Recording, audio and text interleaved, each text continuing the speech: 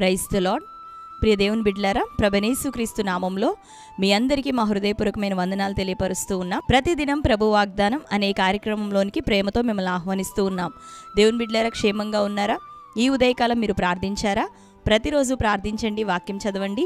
అనుదినము శ్రేష్టమైన వాగ్దానం ద్వారా ప్రభువు మనతో మాట్లాడుతూ ఉన్నారు కనుక మీరు ప్రతిరోజు వాగ్దానాన్ని వీక్షించండి. మరి మీకు తెలిసిన మీ బంధువులు, ప్రియులు అనేకులకి మీరు లైక్ చేసి వారికి షేర్ చేయండి. మరి క్రొత్తగా ఈరోజు ఇక వాగ్దాన కార్యక్రమాన్ని వీక్షిస్తున్న వారు మీలో ఎవరైనా ఉన్నట్లయితే పాస్టర్ టి రాజు అనే మన యూట్యూబ్ ఛానల్ మీరు కూడా ఇప్పుడే సబ్స్క్రైబ్ చేసుకోండి. బెల్ ఐకాన్ క్లిక్ చేయండి, ఆల్లో ఉంచండి.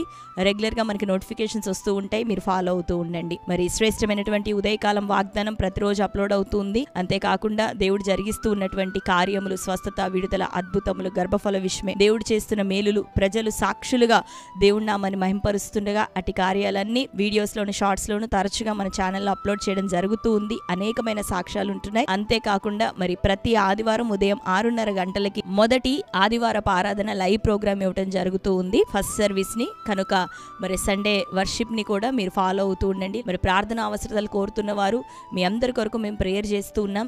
దేవుడి నిశ్చయంగా మన ప్రార్థనలు ఆలకించి గొప్ప సమాధానం మనందరికీ దయచేయబోతున్నాడు. కనుక మరి మీరు ఇంకా ప్రార్థించండి. మీ కొరకు మేము ప్రార్థిస్తున్నాం. మా నిమిత్తం కూడా మీరు ప్రార్థించండి. దేవుడు మనందరి జీవితంలో అద్భుతమైన కార్యములు చేయును గాక. ఆమేన్. మరి ఈ ఉదయకాల సమయం దేవుడు మనకు అనుగ్రహించిన శ్రేష్టమైన వాగ్దానాన్ని చదువుకుందాం. హెబ్రీయులకు రాసిన పత్రిక 6వ అధ్యాయం 10వ వచనం. మీరు చేసిన కార్యమును మీరు పరిశుద్ధులకు ఉపచారము చేసి ఇంకనూ ఉపచారము చేయుచుండుట చేత తన నామమును బట్టి చూపిన ప్రేమను మరచుటకు దేవుడు అన్యాయస్తుడు కాడు. ఆమేన్. హల్లెలూయా. దేవుని బిడ్డలారా, శ్రేష్టమైన వాగ్దానం చదువుకున్నాం కదా. వాగ్దానము అంటే దేవుడు తన ప్రజల విషయమై అన్యాయం చేసే దేవుడు కాదు అనేదే గొప్ప వాగ్దానం. ఆయన నమ్మదగిన దేవుడు అనేది గొప్ప వాగ్దానం. ఈ ఉదయకాలం ఆయన అంటున్నాడు, మీరు చేసిన కార్యమును మీరు పరిశుద్ధులకు ఉపచారము చేసి ఇంకనూ మీరు ఉపచారము చేయుచుండుట. మరి వీటన్నిటిని చూసిన దేవుడు మీ పరిచర్యను, మీ ప్రేమను, మీ కార్యములను మర్చిపోవుటకు ఆయన అన్యాయస్తుడు అయినటువంటి దేవుడు కాదు. ఏం చేస్తాడు అంటే తగిన కాలమందు మనకి ప్రతిఫలాన్ని ఆయన మనకు అనుగ్రహించే దేవుడు. ఆమేన్. కనుక దేవుడి నామాన్ని బట్టి ఏది చేస్తూ ఉన్నావో, పరిచర్య కావచ్చు, దేవుని పని కావచ్చు, విత్తటము కావచ్చు, దేవుని యొక్క పరిచర్య నిమిత్తం ఒకవేళ జనములకి సువార్తను ప్రకటిస్తూ ఉన్నావేమో, దేవుని కార్యాలను ప్రకటిస్తూ ఉన్నావేమో, ఏది నువ్వు చేస్తూ ఉన్నా వాటన్నిటినీ కూడా దేవుడు మర్చిపోవుటకు ఆయన అన్యాయస్తుడు కాదు. ఆయన మనిషి కాదు, నరుడు కాదు అబద్ధమాడుటకు.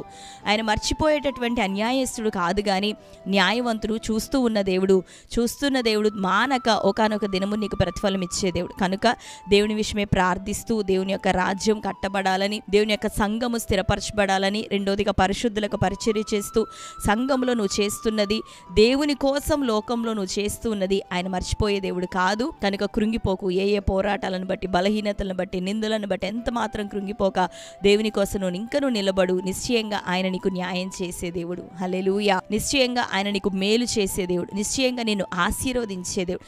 నీ పిల్లల తరమునకు దీవెన నురంతలుగా కలగజేసే దేవుడు. కనుక దేవుని రాజ్యం కోసం మనం నిలబడుతుండగా అద్భుతమైనటువంటి కార్యాలు మన జీవితంలో ప్రభు చేయబోతుండగా ఇంకా స్థిరపడదాం. ఆయన చేసిన మేలులన్నిటిని బట్టి ప్రభు కృతజ్ఞతాస్తుతులు చెల్లిస్తూ ఆయన చేయబోతున్న మేలులను బట్టి కూడా ఆయన నామాన్ని స్తుతించేవారిగా, స్తోత్రించేవారిగా, శ్రమల మధ్యలో సైతం సంతోషించేవారిగా మనం నిలబడుతున్నప్పుడు అట్టిది కదా దేవుడు ఆశించేది తన సంఘము నుండి. ఆ రీతిగా నువ్వు నిలబడుతుండగా దేవుడు నీ జీవితంలో అద్భుతం చేయబోతూ ఉన్నాడు. హల్లెలూయా. మాసిదోనియా సంఘం శ్రమల మధ్యలో ప్రభు కొరకు సంతోషంగా నిలబడినటువంటి వారు, పరిచర్య చేసినటువంటి వారు, గుప్పెళ్లను విప్పినటువంటి వారు, దాతృత్వం బహుగా విస్తరించను. అటు వారిని దేవుడు మర్చిపోలేదు. తగిన ప్రతిఫలాన్ని, దీవెనను వారికి, వారి సంఘానికి దయచేసిన దేవుడు. కనుక ఈ ఉదయకాలం నీ కుటుంబం దేవుని కోసం నిలబడుతున్నా, నీవు దేవుడి కోసం నిలబడుతూ ఉండగా మరి వస్తున్న పోరాటాలను బట్టి నువ్వు భయపడక, నా దేవుడు అన్యాయస్తుడు కాదనేటటువంటి మనస్సు కలిగి నీ దేవుడి కోసం నిలబడుతుండగా ఆయన ఇంకా నిశ్చయంగా నిన్ను దీవించబోతున్నాడు. కనుక ఈ సమయంలో ప్రభు వైపు చూద్దాం. ధైర్యంగా, స్థిరులమై, ఆసక్తిని విడిచిపెట్టక ప్రభు కోసం నిబ్బరమైన మనస్సు కలిగిన వారే మనం నిలబడుదుము గాక. తద్వారా క్రీస్తు రాజ్యం మనందరి ద్వారా కట్టబడును గాక. నూరెంతల దీవెన నీకు, నీ కుటుంబానికి ప్రభు అనుగ్రహించును గాక. కనుక ధైర్యంగా ఉందామా, నిరీక్షణ కోల్పోక ప్రభు కోసం నిలబడదాం. దేవుడు అద్భుత కార్యాలు మన జీవితంలో చేయును గాక. ఆమేన్. మరి ఈ శ్రేష్టమైన వాగ్దానం మన జీవితంలో నెరవేరినట్లుగా ప్రార్థన చేసుకుందాం. అందరం కళ్ళు మూసుకుందాం. ప్రార్థన.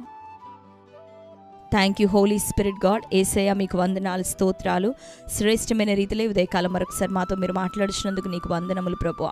మీరు చేసిన కార్యమును, మీరు చూపిన ప్రేమను, పరిశుద్ధులకు పరిచర్య చేయుచుండుటయు ఇంకనూ మీరు చేస్తూ ఉండగా దానిని మర్చిపోవటకు నీవు అన్యాయస్తుడు కాదని, దేవుడు అన్యాయస్తుడు కాడు అని ప్రభా ఈ దినం మాకు జ్ఞాపకం చేస్తున్నందుకు వందనాలు. నీ నమ్మకత్వాన్ని అయ్యా, నీ ప్రేమను, నీ విశ్వాస్యతను ప్రభా, నీ మంచితనం అంతా మా ఎదుట కనపరిచే దేవుడు.